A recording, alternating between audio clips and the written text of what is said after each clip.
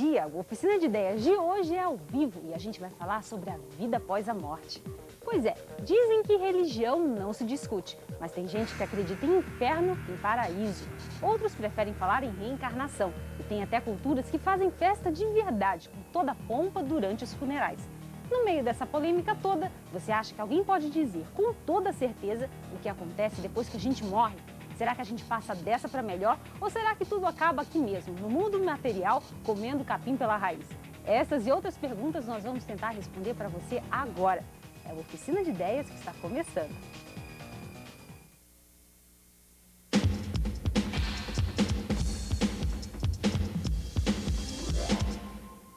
Você já passou por alguma experiência sobrenatural? Você acredita nessas coisas? Liga pra gente e participe ao vivo, fazendo também as suas próprias perguntas. Nosso telefone é 3266-2622 e o e-mail é oficinaideia@hotmail.com. Como será que as pessoas encaram a morte? E você, tem medo ou fica louco de curiosidade para saber o que acontece do outro lado? Vamos conferir a matéria especial da Lu Bigatão.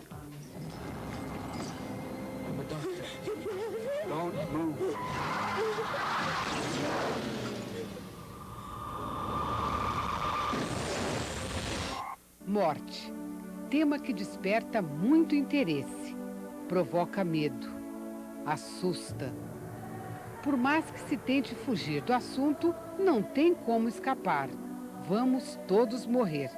Ninguém é eterno, pelo menos neste corpo material. Mas aceitar isso é muito difícil. Eu acho que é inegável esse sentimento, eu acho que é aí muito triste de você perder e você não ter mais a presença física daquelas pessoas que você ama. O que mais intriga na morte é o que vamos encontrar depois. Cada religião tem sua explicação. Católico, ao meu ver, nós estamos aqui de passagem por este mundo. Vamos para outros. Para outros, não sei aonde, não sei fazer o quê, mas aqui não volta mais não. Eu não sigo nenhuma religião. O que você acha que vai acontecer com a gente depois que a gente morrer? Você acha que você vai para onde depois da morte? Olha, eu não acredito muito nessas coisas não, mas eu acredito que morreu, acabou. Frequentava o Salão do Reino das Testemunhas de Jeová. Você acha que morreu, acabou? No momento, sim. Eu acho que futuramente, provavelmente, Deus trará uma solução, né? Aí, com certeza, Ele levantará os mortos e fará o juízo final. São inúmeras religiões. Cristianismo, budismo, judaísmo, espiritismo, candomblé, umbanda, hinduísmo.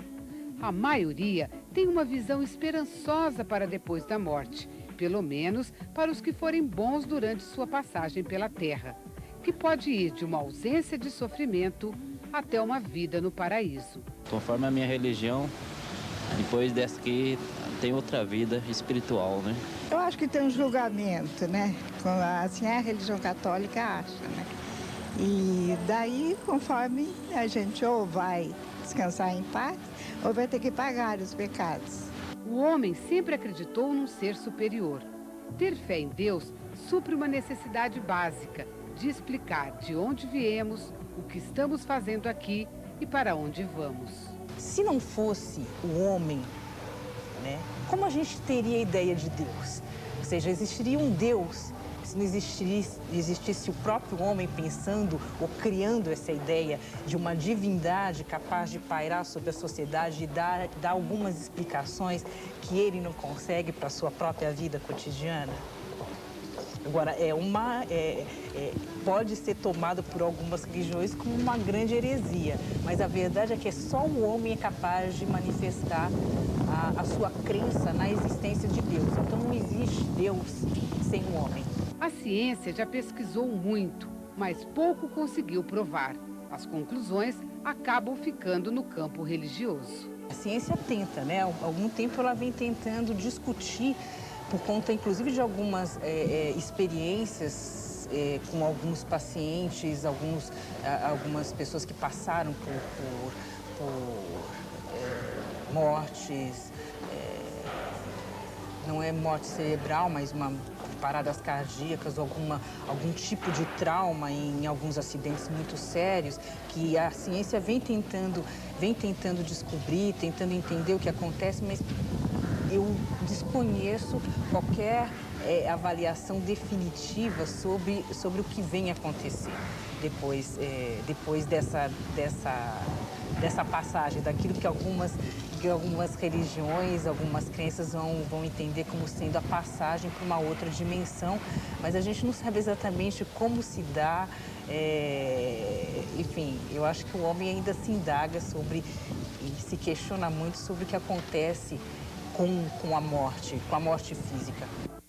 Eu tenho certeza que você em casa tem uma opinião sobre esse assunto. Então liga para cá, 3262-2622 e participe. Para responder nossas perguntas e as suas também daí, está aqui o Ademar de Moura, ele é membro da Federação Espírita de Mato Grosso do Sul.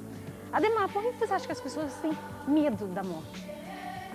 A morte aparece como dor, como separação, e a cultura religiosa não foi suficiente para apresentá-la como continuidade e sobrevivência. E a falta de uma evidência, uma probabilidade. A doutrina espírita, porém, apresenta, através da mediunidade tecnicamente conduzida, a possibilidade de se positivar a sobrevivência. O que é a reencarnação? Explica pra gente. A reencarnação é o retorno do espírito a uma nova experiência corporal nos diversos mundos que há no universo. A Edna Souza é psicóloga. Eu queria saber o seguinte, Edna, você faz regressão também. Tem como fazer conviver a religião com a ciência? Com certeza. Hoje nós já trabalhamos a nível da psicologia clínica, unificando os valores da religião com os valores do conhecimento científico da psicologia. Eu trabalho com a unificação desses valores dentro da psicologia clínica. Para você, o que acontece quando a gente morre? Para mim, nós simplesmente vamos mudar o nosso estágio, o nosso estado de ser. Passamos de uma dimensão física para uma dimensão psíquica e espiritual. O Marcos é budista. No budismo também tem espaço para reencarnação, né? Não, o budismo, na verdade, não seria uma reencarnação. O budismo acredita que a vida é eterna.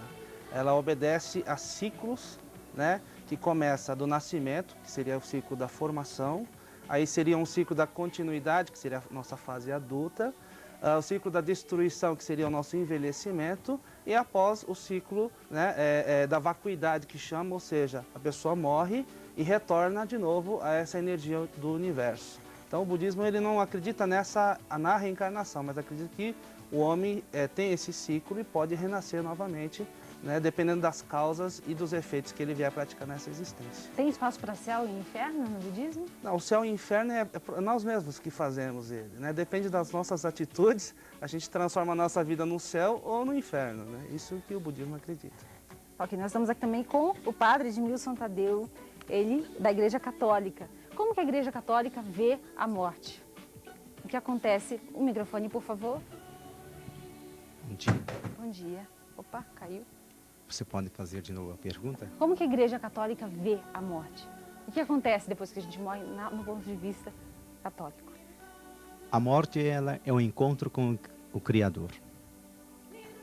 A pessoa que tem a sua fé religiosa, fé católica, ela passa por esse estágio porque Cristo, como Filho de Deus, vem ao encontro da humanidade, Deus se encarna, vem ao encontro da humanidade e com a sua passagem nesta terra, então, vai afirmar para nós, seus seguidores cristãos, que a nossa vida não termina na morte.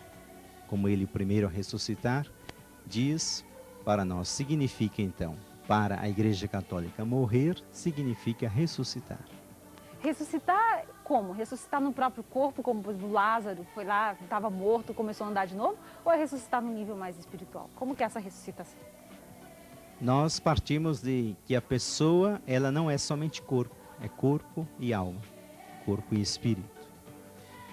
E a ressurreição é de fato esta continuidade da vida, não simplesmente da vida corporal, mas da vida espiritual. Céu e inferno existe ou não? São duas situações que nós didaticamente usamos para ajudar as pessoas na compreensão daquilo que ela deve buscar na sua própria vida, o bem.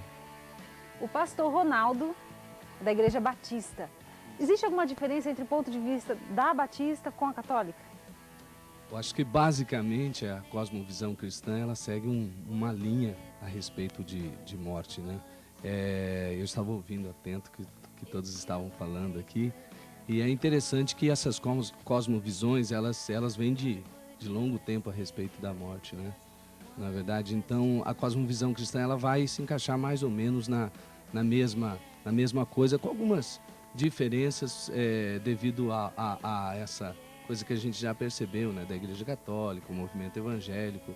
Mas talvez seria bom você, quem sabe, me questionar a respeito de alguma coisa que pudesse diferenciar isso daí. Mas basicamente a gente crê na mesma coisa, né? E céu e inferno? Bom, com relação a céu e inferno, como eu estava dizendo a respeito da expiação de Jesus Cristo, nós cremos que Jesus Cristo ele veio com uma missão básica, fundamental, de justamente salvar o homem dessa perdição que ele se encontrava. Quando Jesus Cristo morreu na cruz, ele pagou o preço com o seu sangue desse nosso pecado. O pecado pesava contra nós e assim trazia uma condenação. Quando Jesus morre, ele paga o preço dos nossos pecados. E hoje, todos aqueles que creem na morte de Jesus Cristo como expiação para os pecados, ele tem então assim a salvação em Cristo Jesus e ele sai da morte e vem pela vida através da fé. E quem não crê, o que acontece? O Evangelho diz que todos aqueles que creem, eles já estão justificados, quer dizer, passaram da condenação para a justificação. Agora, aqueles que não creem já estão condenados. Vão para onde? Então, nessa questão, é a presença e a ausência de Deus. Se você crê em Jesus Cristo, você está na presença de Deus. Se você não crê em Jesus Cristo, você está sem a presença de Deus. Isso é basicamente a fé evangélica, né? Tem espaço para reencarnação? E aí tem céu e inferno. Fé? Não, nessa questão não, né? Nós não cremos em reencarnação. Quando Jesus veio para salvar, algumas pessoas dizem assim, que Jesus disse, olha, eu vou fazer vocês pescadores de almas. Mas a gente, se você for fazer um estudo um pouco mais apurado daquele versículo, Jesus diz que ele ia nos fazer pescadores de homens. Nós não cremos assim nessa, vamos dizer assim, separação tão grande entre corpo, alma e espírito, de tal maneira que eles podem ser, o espírito está aqui, o corpo está aqui, a alma está aqui. Nós cremos no homem como um todo. Jesus Cristo veio salvar o homem. E como homem, ele não pode ser dividido tanto assim, de tal maneira que salva a alma, não salva o corpo, salva o espírito, não salva, dependendo daquilo que você decidir do seu ponto de vista teológico, né? Então nós cremos que Jesus Cristo veio para salvar o homem como um todo. Está aqui também o Márcio, ele é projeciologista. O que é isso, Márcio? Isso, na verdade, eu sou projeciólogo, né? Projeciólogo. Eu faço parte do Instituto Internacional de Projeciologia e Conscienciologia. A projeciologia e conscienciologia ela não tem relação com nenhuma ciência ou relação com qualquer processo de misticismo ou dogma. Ela tem a finalidade de estudar fenômenos como, por exemplo, a experiência fora do corpo. Quando a pessoa ela sai do seu corpo e fora do corpo ela pode observar, por exemplo, que ela é mais do que esse corpo biológico. Então é uma condição onde a pessoa ela pode substituir. Por exemplo, a crença pelo conhecimento. É uma condição onde você não precisa perguntar para a pessoa, você acredita? Ela pode verificar pela experiência que ela pode visitar ou conhecer outras dimensões. Você vai me perguntar, né, se existe céu e inferno. Na verdade, não existe o céu e o inferno. Existem várias dimensões onde pessoas vivem em condições semelhantes ao que é dito, chamado pelo inferno. Hoje mesmo eu estava assistindo um filme onde perguntaram para uma pessoa que tinha morrido, assim, e aqui existe o inferno? Aí o fulano falou assim, não existe, mas eu sei que Los Angeles está perto, né? Quer dizer, muitos lugares aqui na nossa vida humana parecem inferno. Fora do corpo é a mesma coisa. Quando você passa pela morte biológica, muitos lugares fora do corpo são assim. Locais onde existem pessoas conturbadas, pessoas desequilibradas, e esses ambientes a gente poderia caracterizar como um ambiente negativo, hostil. Né? Isso é o que muita gente poderia chamar de inferno. Né? Mas fazendo projeção, dá para conhecer esses lugares? Exato. Através da saída do corpo, uma pessoa ela pode verificar diversos ambientes, locais, situações, pessoas, né? Tudo através dessa experiência fora do corpo. E nós não temos o intuito de convencer ninguém. Nosso intuito é fazer com que a pessoa ela possa ter a sua própria experiência e ela tenha mais autonomia para entender e ver que realmente isso tem lógica. Né? É algo a mais do que o fato só dela ficar filosofando ou apenas hipotetizando. Ela vai poder comprovar através da experiência. O Flávio é ateu, ele não acredita em nada disso. O que você acha desse papo todo de vida após a morte? Qual que é a tua opinião? Para mim é muito simples, né? É muito bonito você ver as imagens que fazem do paraíso, depois da morte, vão para lá, é muito bonito. Até eu de vez em quando me emociono com isso. Mas para mim morreu, acabou. Acabou. Não tem paraíso, não tem inferno, não tem nada. Como eu disse, o inferno e o céu é aqui mesmo, é que faz. Acabou, acabou, não acontece Acabou, mais nada. mais nada. Não tem... E como ele diz, condenado. Eu não me sinto um condenado porque eu acredito em Deus. É um direito meu, né? É como todo ser humano tem, eu acho. Você não acha que existe a possibilidade, assim, morri, aconteceu alguma coisa? Não. Como é que você acha Só que você vai? morrendo pra ver, né? Só morrendo pra ver. O Mas Edmar, eu acho nada. que compartilha da opinião do Flávio. Verdade, claro. Eu acredito assim, que um dos primeiros dogmas das religiões, de modo geral, foi a criação, uma das criações mais fortes que tem nas religiões, foi a vida após a morte, de modo geral. Todas elas são assim. Então é muito forte esse dogma, porque para você provar o contrário, você tem que morrer. Você tem que morrer para poder voltar e dizer, existe vida após a morte. Fora o contrário, não há como. E outra coisa, né, só um momento, só completando. Outra coisa, o desenvolvimento do homem, do qual a gente chegou, a gente é muito, vamos supor, materialista, no sentido que não aceita morrer. O homem, de modo geral, não aceita morrer. Acha que depois da morte tem que ter uma vida. Isso é um apego tão fanático à existência que o homem criou, que não aceita morrer. Morreu, tem que ter vida após a morte. É um apego fanático até.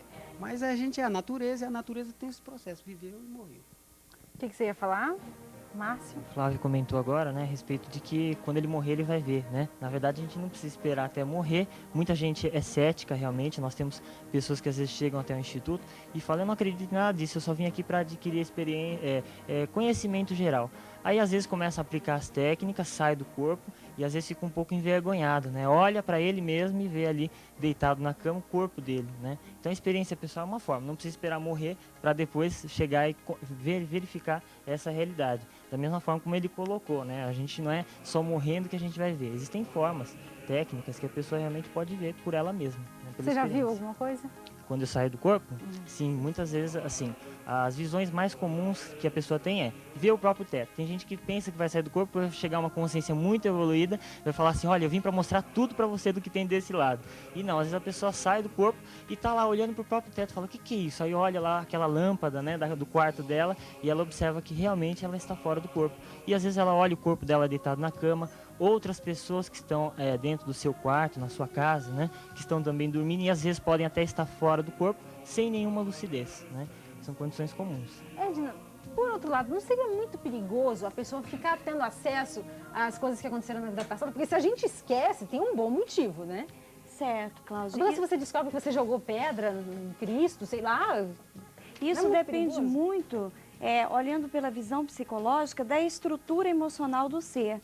Porque quando a pessoa tem uma estrutura boa, ela pode trazer um conteúdo do seu inconsciente, vamos dizer, de um trauma, de uma vida anterior, entender, compreender esse conteúdo, elaborar e internalizar no seu interior de uma forma equilibrada.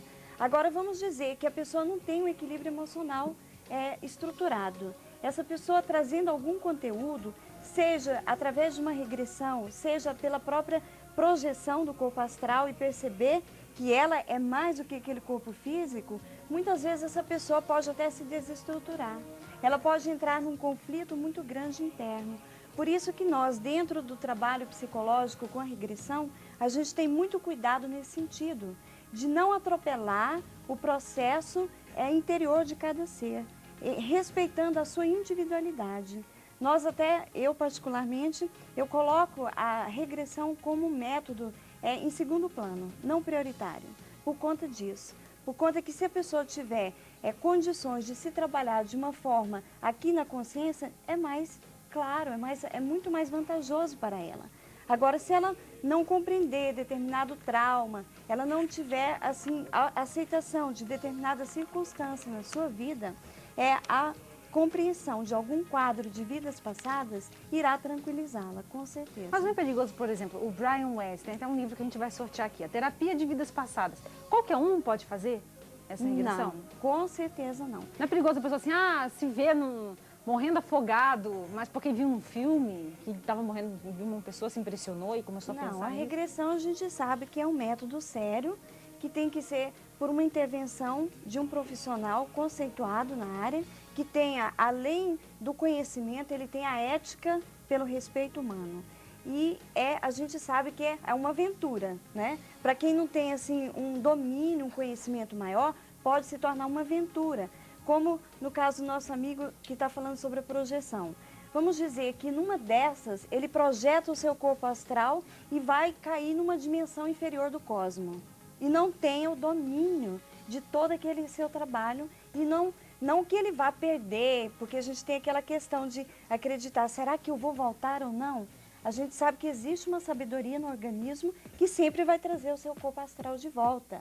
Mas é perigoso a pessoa perder o controle na questão do emocional, na questão do mental. No próximo bloco a gente continua com essa discussão. Enquanto isso, você pode ligar, nosso telefone é 326-2622.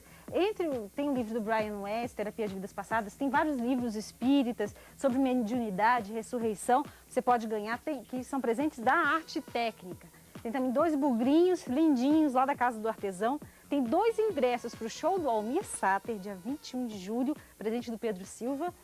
Nós temos também um kit da Livraria Paulos e vários CDs da Wanda Brito. É só ligar, participar, tem presente também para os nossos convidados. Aposto que você está doido para ligar. Liga para cá, faça a pergunta. Daqui a pouquinho a gente volta.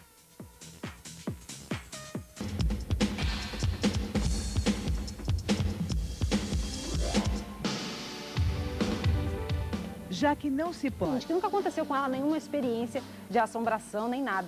Porque ela é católica e ela não acredita muito nessas coisas. Mas ela acha que de alguma forma nós vamos ter que pagar algum resgate. E você, acredita em vida após a morte? Já tentou fazer regressão? Então olha só a nossa matéria. Cruzes e flores. O cenário de um cemitério comum causa medo em muita gente. Mas dizem que o coveiro se acostuma com o serviço e nem pensa em assombração. Será? Eu tenho medo. É noite que eu não fico na bala. Deu 5 horas, eu vou embora da minha casa. Várias pessoas tentam desafiar os limites da morte e descobrir os segredos do além-túmulo. Um dos mistérios é a reencarnação e a possibilidade de descobrir quem fomos e o que fizemos em outras vidas. Nós sabemos que as vidas passadas, elas têm como você hoje ter uma clareza muito grande. Nós temos vários métodos. Um dos métodos seria a regressão. Nós trabalhamos com a regressão e temos a comprovação de que o ser, ele não tem uma vida, vamos dizer assim, uma vida a partir do momento que ele nasce e morre. A sua vida é muito mais extensa. Para nós, do Conselho de Psicologia, é antiético. Porque se a psicologia é uma ciência e trabalha com fatos mensuráveis, fidedignos, nós não podemos tratar de coisas subjetivas. Então, se eu vou imaginar você numa vida passada, é uma coisa subjetiva. Eu não posso provar isso. Se alguém for fazer uma regressão a vidas passadas, primeiramente ele tem que estar muito bem equilibrado nesta. Dentro das suas possibilidades e 5 sentidos, para depois ele pensar em caminhar para o passado. A Conceição do Jardim Mar quer saber do Padre Tadeu. O que o senhor acha sobre regressão? O que o senhor acha sobre essa história toda? Conversando anteriormente com ele aqui, né? Parece que ficou igual a ideia, né? Mas a regressão, ela é uma forma terapêutica de interagir com o paciente, seria diante da ciência da psicologia, de interagir e buscar justamente um bem na qual a pessoa possa se encontrar, né? Porque toda pessoa, ela é capaz e portadora de resolver seus problemas. Né? O que acontece a maioria das vezes, a gente precisa de ajuda de outras circunstâncias ou de outras pessoas ou do campo da psicologia para, de fato, achar a solução para esses problemas, né? E a regressão é como um entre tantos outros métodos que vai ajudar a pessoa a se encontrar. Pode falar. Completando a regressão é uma terapia apenas. Ela não é uma para explicar a vida após morte ou dar sentido deístico às coisas. Eu acho que é só uma terapia. Eu não acredito que através da regressão vá se descobrir a existência de Deus. Na verdade, o processo da regressão vai ser, vamos dizer, vai poder mostrar para a pessoa se ela teve outras vidas ou não, dependendo para onde ela regressa. Ela pode regressar, por exemplo, para antes de ressomar, antes de reativar esse corpo biológico. Nós teremos aqui em agosto o professor Wagner Legretti, que é escritor desse livro aqui, Retrocognições, lembrando de vivências passadas. Inclusive tem uma pergunta da Zamit, do Copa Rádio, para o senhor é o seguinte: qual a diferença entre regressão e retrocognição? É a mesma coisa.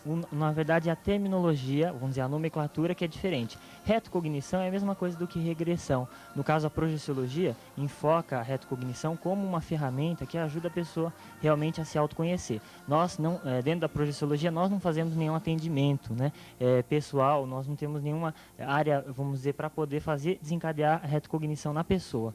Mas através vamos dizer, do autoconhecimento, a pessoa, quando ela adquire maturidade, ela naturalmente acaba tomando conhecimento de fatos, ocorrências, situações passadas da sua realidade. Às vezes situações traumáticas, isso acaba ocorrendo de forma espontânea para a pessoa, né? Então isso é algo importante. Eu gostaria de colocar assim, que a retrocognição é um campo experimental que muito ajudará não a procura de Deus, que não está sendo posta. A procura de Deus é uma estrutura básica em todo ser humano, mas vai favorecer a procura do espírito, né? Vamos conhecer mais a natureza humana, a sua ancestralidade como espírito. Então, esse campo experimental vai consolidar a busca do espírito. Ora, se ele nos favorecer o conhecimento de que existimos antes de nascer, vai abrir uma janela muito grande para essa temática de hoje, que é: nós existimos depois de morrer?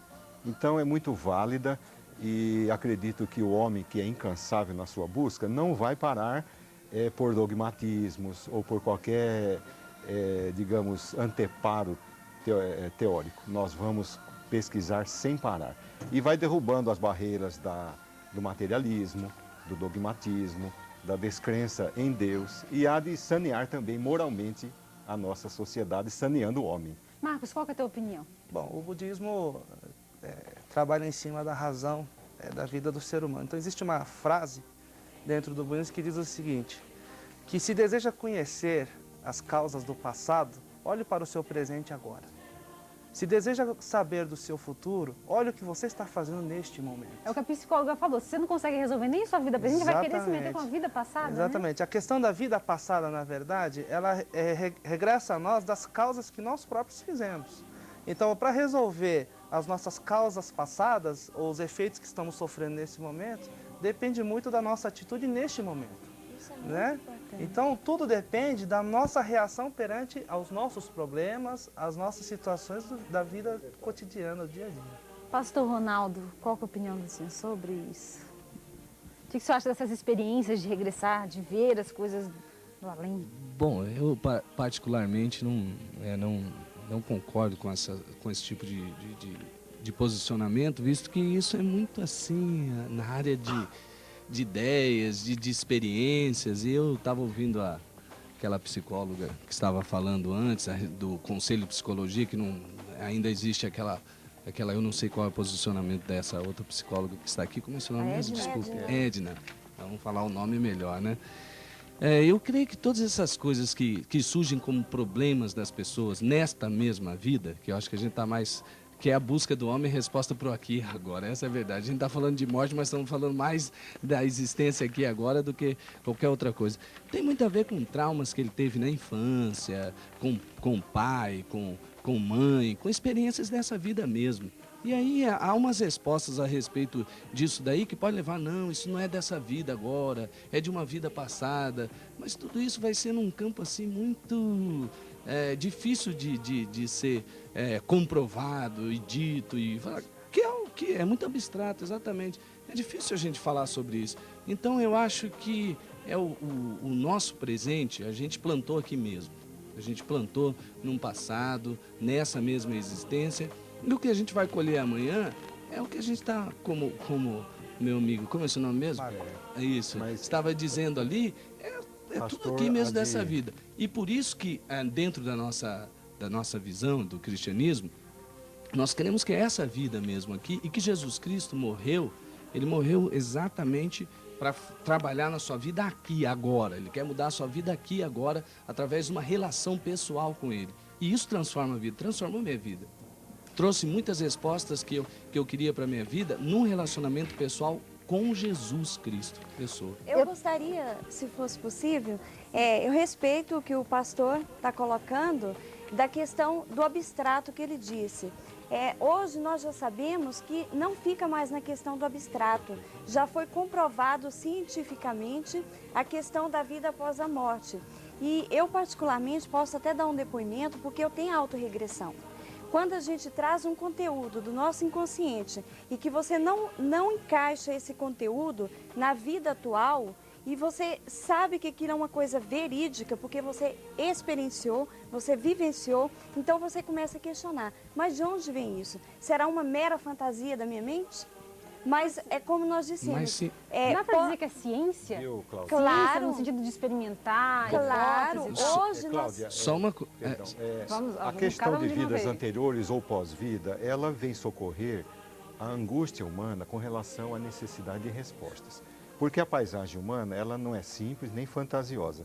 Ela apresenta diferenças em cada pessoa, em vários níveis, social, psicológico, evolutivo, cultural, físico, que só teremos resposta com a abertura para o passado ou para o futuro. Mas isso é fé ou é ciência? Não, nós estamos tentando positivar os dados que temos aqui. Agora, digamos, nós temos uma criança lesada de nascimento, um mongoloide ou uma pessoa com um quadro teratológico. Ora, nós temos que ter uma resposta para isso. E não se esgota só no campo, digamos, biológico.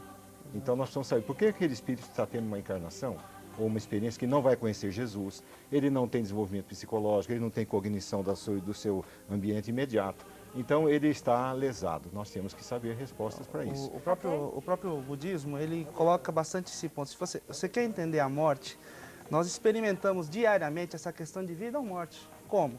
Ora, durante o dia a gente vive, não vive? À noite a gente não precisa dormir? Se a gente não dorme, o que acontece com o nosso corpo? Né? Entra em colapso. Entra em colapso total. Então nós precisamos dormir para entrar em sintonia de novo com o universo, para recompor as nossas energias, que seria aquele sono rei, aquelas Cláudia? Coisas todas. Então, nessa colocação que é feito, então você viveu o dia de hoje, você dormiu. Se você tem um dia terrível, a noite também vai ser terrível. Né? Geralmente é assim. No dia seguinte, você vai se lembrar do dia anterior também. Então, o budismo é bem claro nesse ponto. Então, o micro da vida humana é dia e noite, digamos assim. O macro da vida humana seria nascimento e morte. Então, tudo isso está ligado diretamente à nossa vida. Então, isso que ela colocou, que a ciência hoje está comprovando isso, é exatamente... O ensinamento do budismo de 3.000 anos atrás é justamente o que a ciência vem comprovando, não só na vida, como no próprio universo. Só um instantinho, o que vocês estão bochichando aqui, desse lado? Outra coisa que nós verificamos é o seguinte, que, por exemplo, a ciência, ela não pode ter um posicionamento de simplesmente ignorar qualquer tipo de fenômeno que está dentro do universo da personalidade. E diria também que a religião não pode ignorar também. Exato. Porque a religião, ela trabalha com a verdade, supomos.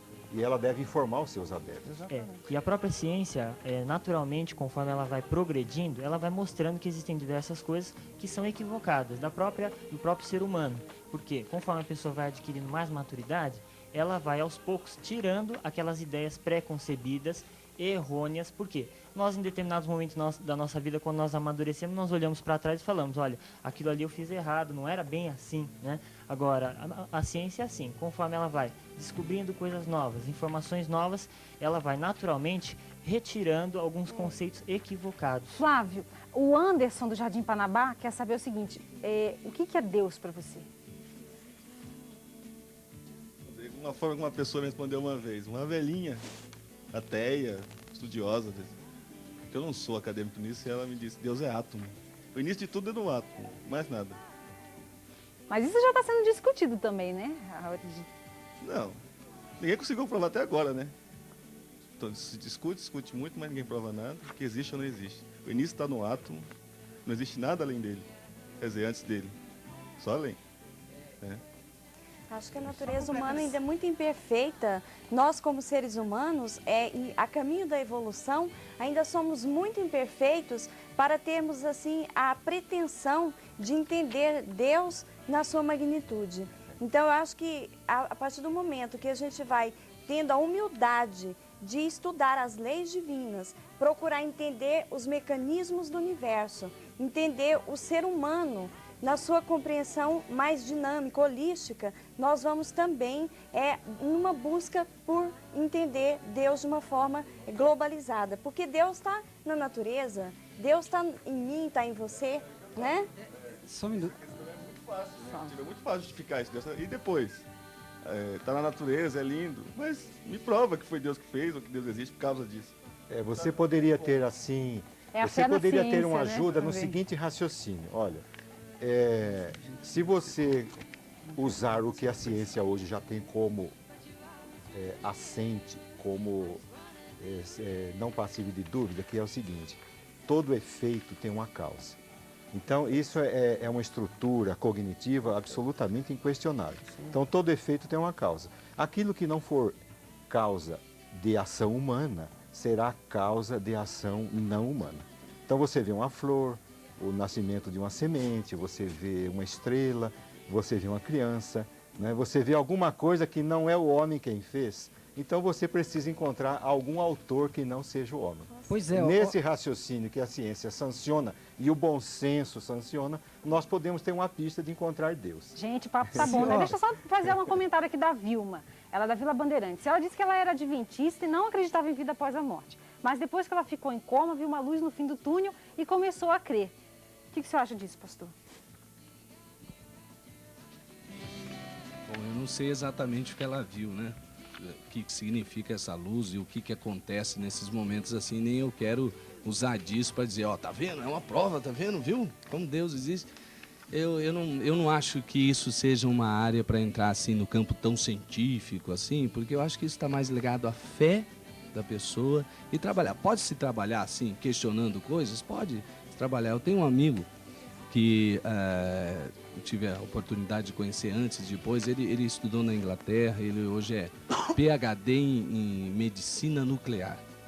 E ele disse para mim que, conhecendo alguns estudiosos, a maior parte do mundo científico hoje não afirma de jeito nenhum esses estudiosos dizendo assim, não, Deus não existe. Muito pelo contrário, eles até dizem, olha, tem que ter alguém que, até por acreditar numa explosão, saiu tudo de uma explosão, que vem essa questão da luz, de tudo mais, até para se acreditar nessa explosão, tem que ter alguém que causou essa explosão, como você estava dizendo. Agora, essa questão de fé é uma questão que eu creio ser muito pessoal. Eu creio num Deus que é pessoa, que não é energia. Eu não creio numa consciência divina que é de energia. Eu acredito num Deus que é uma pessoa, que ele tem sentimentos, que ele tem raciocínio, que ele pensou, que ele arquitetou, que ele bolou todas as coisas e fez as coisas virem à existência conforme a mente que ele tem. Ele é uma pessoa. Uma energia não tem essa capacidade de fazer e de acontecer como as coisas estão colocadas no universo. Passa ali para ele. O primeiro questionamento que a pessoa tem sobre a existência de Deus é o seguinte: se existe o mundo, se existe esse mundo atual, alguém o fez. Então esse é o primeiro. Quem fez o mundo? Até uma criança de 5 anos, quem fez o mundo? E aí? Aí eu pergunto, como ele falou lá da causa e efeito, eu pergunto, bom, se alguém fez o mundo, vamos supor dizer que foi Deus, mas e aí quem fez Deus? Vamos falar como do Adão e Eva. Ó, tem duas pessoas perguntando, o Luciano e a Gadila. Só um minutinho. Então é quando nossa dileta psicóloga coloca algo assim, olha, nós não estamos ainda em condições de ter uma percepção global de Deus. Nós podemos ter uma percepção parcial ou relativa. A mente humana carece de recursos para a concepção plena de Deus. Então, nós podemos imaginar Deus em alguns atributos em caráter máximo.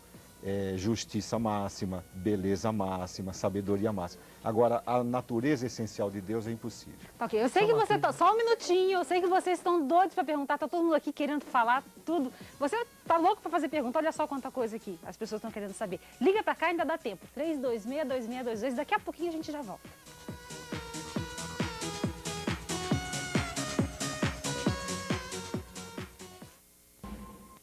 Gente, dizem que religião não se discute, mas o assunto aqui tá quente pra caramba. Vamos tentar responder a pergunta da Gadila, do Santo Antônio e do Luciano, lá do Aerorancho, que querem saber do Padre Tadeu. Como que fica a história do Adão e Eva? Deus criou mesmo os homens através de Adão e Eva? Ou o homem veio do macaco? Qual que é a posição da Igreja Católica? Aquilo que nós encontramos na Bíblia, no escrito sagrado, é fruto de uma cultura semítica, de uma cultura na qual Deus se comunica com o povo, e essa é uma maneira plástica de explicar a criação do homem e da mulher. A se prestar atenção que Deus cria esse casal em igualdade, não tira nem da cabeça nem dos pés, mas tira do lado. Sinal que o homem e a mulher devem caminhar juntos.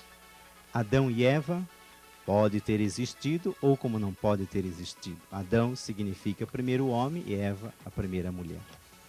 Eu acho que a Igreja Católica deveria ter evoluído nessa lendinha, esse continho, assim. Quer dizer, é um negócio...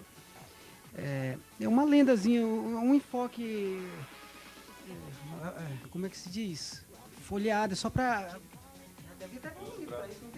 Se você estuda um pouquinho todas as culturas, inclusive as culturas que nós encontramos aqui no Brasil, as culturas indígenas, todas elas têm um mito da criação. Todas elas. Todas possuem um mito da criação. A igreja, ao fazer uso deste mito da criação, que é de uma outra cultura, muito longe de nós, a cultura semítica, né, não quer diminuir, né? E a gente não pode, de uma maneira ou outra, simplesmente agora romper com uma situação dessa simplesmente porque você acha pequeno, né? Porque você é um entre milhares de culturas e entre aquilo que atravessa o cristianismo. Tá, aqui eu tenho a pergunta para o Márcio. Qual a diferença entre sair do corpo e sonhar? Existem diversas diferenças, essa é a pergunta básica que todos fazem. É a pergunta do Alexandre. Alexandre, então, Alexandre, essa saída do corpo, ela acontece com diferença sim, é diferente do sonho. A resposta que todo cético dá é essa, né? É sonho. Para com isso que isso é sonho. Na verdade, não é sonho. Por quê? Uma pessoa pode sair do seu corpo, pode observar fatos, cenas, ocorrências que não estavam dentro do seu cérebro. Ou seja, ela pode observar uma situação, vamos dizer, uma visão, uma situação remota de um local onde ela não teve contato nenhum. Isso é uma diferença. Outras diferenças, por exemplo, o sonho, na verdade, é uma criação mental, é algo que acontece dentro do cérebro. Quando a pessoa sonha, ela possui determinados padrões de ondas cerebrais. A projeção, não. É diferente os estados alterados da pessoa, ou os padrões de ondas cerebrais, quando ela está projetado fora do corpo. No sonho, ela não controla, vamos dizer, o que ela faz, os atos, ela não usa o pensamento. Na projeção, a pessoa tem capacidade de pensar, eu vou para cá ou eu vou para lá? O que eu vou fazer? Isso eu estou sonhando ou estou acordado? O que está acontecendo? Só vamos fazer aqui um breve resumo para o Roberto, ele quer saber quais as técnicas usadas para a projeção. Livro Projeciologia. Resumão, hein, Márcio? Sim, resumo do resumo do resumo. Trocando em miúdos. Não sei se vai dar para falar tudo. É um super resumo, gente, olha. Nós vamos resumir aqui esse livro, Projeciologia, né? É a obra, vamos dizer, esse Projeciologia é o tratado técnico da saída do corpo. É um pequeno livro que, vamos dizer, é o maior tratado do mundo a respeito da projeção consciente de forma científica. Onde relata, professor Valdo Vieira. Ele é brasileiro. Ele relata tudo a respeito da projeção. A pessoa pergunta, o que eu faço para sair do corpo? Existem diversas técnicas aqui para sair do corpo. O que acontece quando a pessoa sai do corpo? O que ela vê? Também está aqui, tudo descrito. O que acontece quando ela volta? Ela aprende alguma coisa? Ela traz algo positivo para a vida dela? Muita gente pergunta, mas esse negócio de sair do corpo, tudo bem, pode até existir. Mas para que fazer isso? Aqui também está falando, né? Então são diversos assuntos que são relacionados à projeciologia. Então tem esse livro que a gente recomenda para toda pessoa que quiser ter a sua própria experiência. Inclusive no Instituto a gente costuma dizer o seguinte, tem uma placa em toda a sala de aula, não acredite em nada, nem mesmo que lhe informarem aqui no Instituto. Experimente, tenha a sua experiência pessoal, nós não queremos enrolar ninguém. Né? A Renata quer saber o telefone do Instituto. Isso, o telefone é o 321-1847, aqui em Campo Grande. Né? Nós estamos com atividades aqui em Campo Grande, cursos, palestras e eventos em geral, a pessoa pode ligar. O José Renato está falando o seguinte, ele está dando uma sugestão, falando que esse é um debate muito interessante e devia ser feito nas próprias igrejas, chamando as pessoas de outras religiões. Vocês acham que as religiões hoje elas estão preparadas para conversar sobre isso? Pessoalmente, eu acho que não. Eu acho que não. Porque há certas estruturas religiosas que são dogmáticas, elas são fechadas. Toda a informação exterior, ela é, digamos, que compromete o seu fundamento, Até porque religião não é um clube, né? Que você chega lá, muda a regra e tal. Nós temos que partir do... Faz eleição, nós temos que ver se a estrutura religiosa em apreço, se ela é dogmática, se ela é fundamentalista. O fundamentalismo é uma sala sem janelas. Então, não comporta ninguém. Exatamente esse ponto colocado por ele aí é interessante, que justamente é isso que o budismo aborda, né? Nós temos que abrir justamente para começar a entender a questão humana. Né? Eu acho que o ser humano tem que estar acima da discussão religiosa. Aí nós vamos começar a andar para frente. Então nós temos hoje o cristianismo na sua feição oficial, a vertente católica e a vertente reformada, ela é pouco, perdoe-me aqui os dignos representantes, uma opinião de alguém que é fora do cristianismo oficial, é pouco permeável, né? Pouco permeável. A penetração de ideias como reencarnação, como comunicação dos espíritos, todo esse vastíssimo campo da mediunidade, essa fenomenologia riquíssima, é ignorado. Não é ignorado. Então, nós temos aí muita deficiência. A Igreja Batista está aberta para discussão ou não? As protestantes em geral? Bom, é o seguinte, nós temos escolas, né, de teologia onde, quando eu fui professor de seitas e religiões e evangelismo, eu pedia para que os meus alunos fossem até, por exemplo, nós vamos estudar sobre espiritismo. Vá até um trabalho religioso do espiritismo, converse, pesquise, pergunte e chegue à sua conclusão.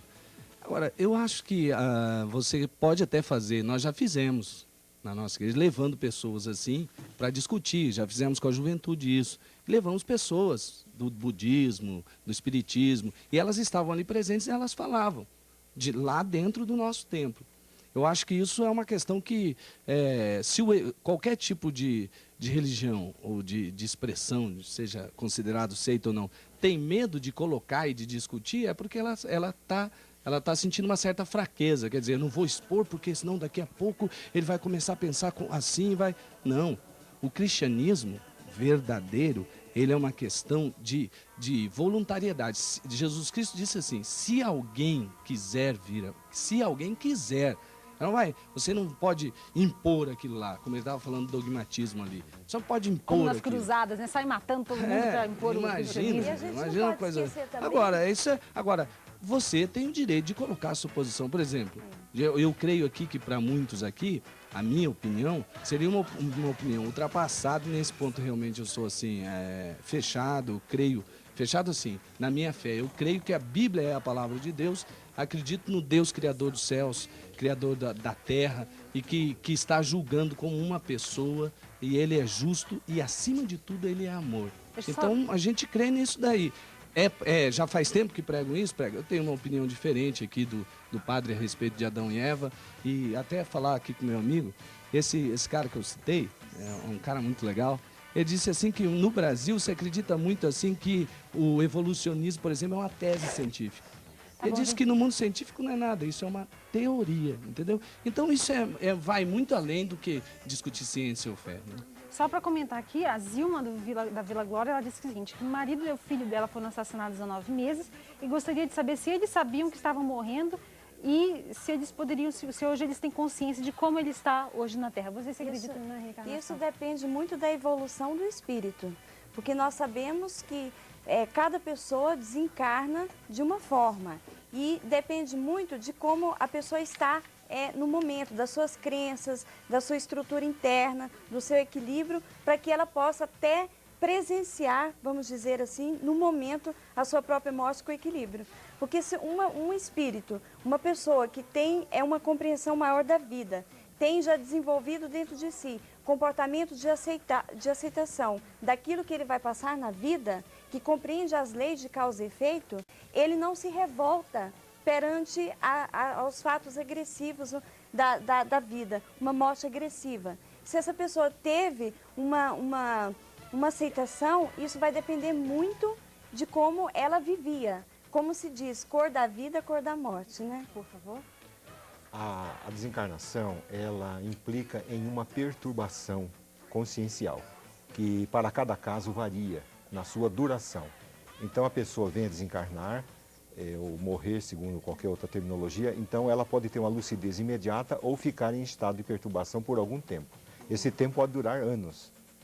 Tá, ok. Gente, nós gostaríamos muito de agradecer a participação de todos vocês. Já acabou, é rapidinho, mas olha só, eu só quero agradecer aqui a participação do Carlos, do Buriti, que está elogiando o programa, a Cláudia, do Nova Bandeirantes também, todo mundo que ligou, são pessoas que estão sempre ligando. A produção me falou que eu tenho mais um minutinho. Por favor, faça o seu encerramento. Olha, dá tempo de mais umas palavrinhas, vamos lá. Olha, na verdade, o budismo ele ensina nós a transformarmos o nosso sofrimento. Então, tem 7 espécies de virtudes que cada ser humano deve praticar para se tornar um ser humano melhor. A primeira virtude é a audição, é saber ouvir. A segunda virtude é a crença, acreditar naquilo que faz. A terceira é disciplina, ter disciplina para fazer as coisas. A quarta é consciência. A quinta é ascensão, é sempre promover uma ascensão na vida, sempre estar preocupado com a sua ascensão. A sexta é devoção. E a sétima, mais importante, chama-se reflexão. É sempre estar refletindo sobre as suas atitudes. Agora acabou mesmo. Vamos ver se chegou mais algumas perguntinhas. Vamos ver. Para todo mundo poder participar do sorteio. Não vamos dizer que ninguém ficou de fora. Vamos ver quem que vai ganhar. Olha quanta gente ligou. Vamos ver quem que vai ganhar o primeiro presente, que são 3 livros lá da Arte Técnica, mais um CD da Wanda Brito, mais um bugrinho lá da Casa do Artesão. Você que ficou sem falar, queria falar. Mas tudo bem. Não. Ah, esse aqui não é. Esse aqui não pode. Vai, tira outro. Esse aqui são meus perguntinhos, gente. Quem que ganhou? De onde? Da Estrela d'Alva. Da Estrela d'Alva. Vamos ver quem que vai ganhar 2 livros da Arte Técnica, mais um livro do Lúcio Valério. E vamos ver quem que vai ganhar um CD e um bugre também. Vamos lá. Lá da Casa do Artesão, bugrinho. Quem ganhou? Eu estou sem óculos. É Arnaldo L. Pereira. De onde? Ajude, por favor. Tarumã. Tarumã. Vamos ver quem vai ganhar um ingresso pro show do Almir Sater. Presentão, hein? Presente lá do Pedro Silva. Eu também quero pro show do Almir Sater. Você também quer? Eu quero. A Rosilene, eu não escrevi, do Novo Horizonte. Vamos ver quem que vai ganhar o outro ingresso pro show do Almir Sater.